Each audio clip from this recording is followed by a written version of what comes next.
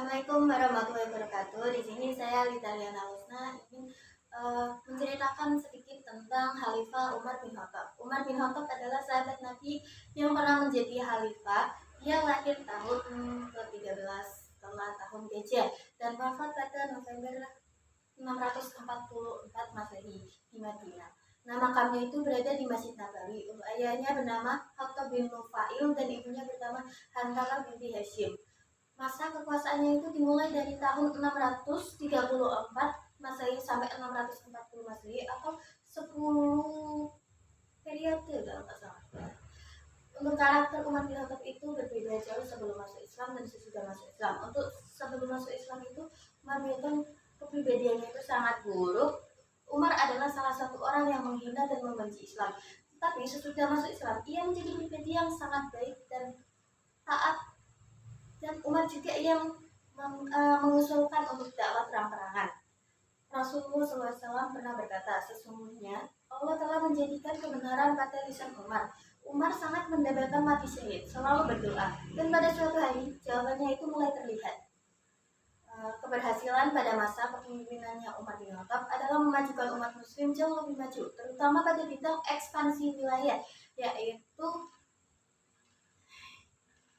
berhasil menaklukkan wilayah Jazirah Arab, Persia, Irak, dan lain-lainnya. Nah, setelah ibadah haji, Umar itu berdoa, ya Allah, usiaku telah lanjut, tenagaku mulai melemah, dan rakyatku tersebar luas. Terus, aku memohon kepadamu agar dapat mati syahid di jalanmu dan di bumi Rasulullah SAW di Madinah. Hafsah yang mendengar itu heran dong, terus dan bertanya kepada ayahnya,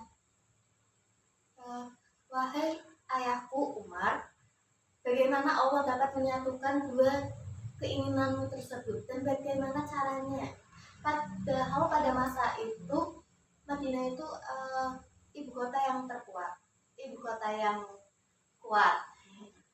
Nah, Umar lalu menjawab, Allah akan kabulkan bila Allah mau. Pada suatu hari, Umar bin Khattab melihat Ummu Kulsum atau istrinya itu menangis, dan Ummu Kulsum itu berbicara, wahai Amirul Mukminin, kata orang Yahudi itu, kamu berada di depan pintu neraka Jahanam. Terus Umar bingung dong, terus Umar menemui Ka'ab, yang Ka'ab itu orang Yahudi itu ya. Terus Ka'ab berkata, demi zat yang menguasai diriku, aku benar-benar menjumpai engkau berada di neraka Jahanam. Tapi di sana engkau mencegah umatmu untuk tidak masuk ke dalamnya, agar tidak terjerumus ke dalamnya. Pada beberapa hari setelah Ka'ab ngomong gitu, Ka'ab menemui Umar lagi. Terus Ka'ab ngomong, wahai Amirul Mukminin, engkau akan menjadi jenazah dalam 3 hari ke depan. Pada 3 hari setelah Ka'ab ngomong, terus ada gubernur yang bernama Muhira yang memimpin wilayah, kalau nggak salah Irak, itu mengirim surat kayak, wahai Amirul Mukminin, ini saya mempunyai budak yang bernama Abu Lu'lu'b.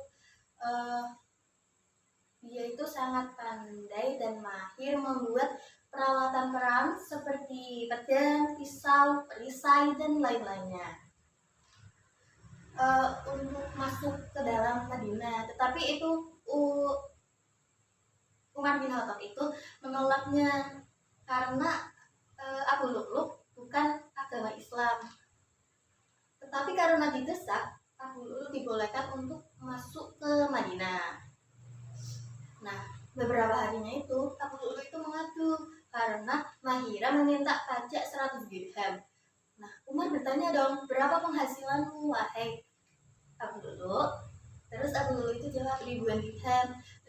Umar menjawab lagi dong, dibandingkan